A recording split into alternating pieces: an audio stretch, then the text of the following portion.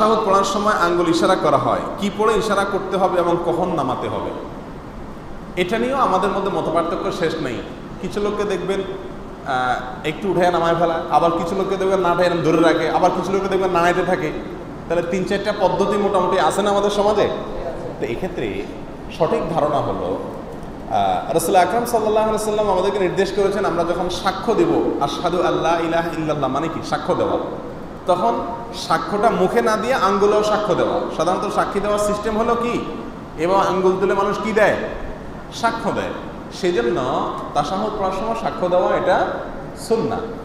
এখন ঠিক কোন সময়টাতে আঙ্গুল উঠাবেন আর কোন সময়টা নামাবেন এই কথা কিন্তু হাদিসে সময়সীমাটা বলে দেওয়া হয় নাই, বলা আছে যখন তাশাহুদ পড়বা তখন। এখন অনেক আলেমরা এটার অর্থ বুঝেছেন এটা তাশাহুদ পড়া। তাশাহুদ পড়া তো আত্তাহিয়াত থেকে শুরু হয়ে যায়, পুরোটাই কিন্তু তাশাহুদ বলে, অতএব আত্তাহিয়াত থেকেই আঙ্গুল উঠাও।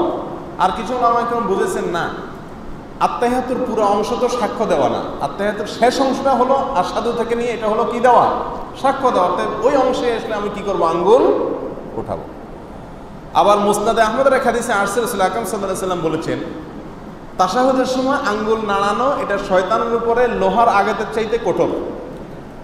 ওই হাদিসের কারণে অনেক আলেমরা বলেন তাহলে আঙ্গুল নাড়াইতে থাকেন, শয়তানকে ফিরিয়ে থাকেন। কথা বুঝে আসছে? কিন্তু এই মতটা সঠিক না, এটা আমার ব্যক্তিগত মত। কারণ হলো বিভিন্ন হাদিসকে একসাথ করলে দেখা যায় তাশাহুদের সময় আঙ্গুল ইশারা করতে বলা হয়েছে। ইশারা মানে হলো উঠানো এবং নামানো। নাড়ানো এটা নবী সাল্লাল্লাহু আলাইহি ওয়াসাল্লাম যে বলেছেন যে শয়তানের উপরে আঘাতের সমতুল্য, এর মানে হলো আমি উঠালাম এবং নাড়ালাম। এই যে নাড়ালাম, এই নাড়ানো সারাক্ষণ নাড়াইতে থাকা, এটার কথা বলা হয় নাই।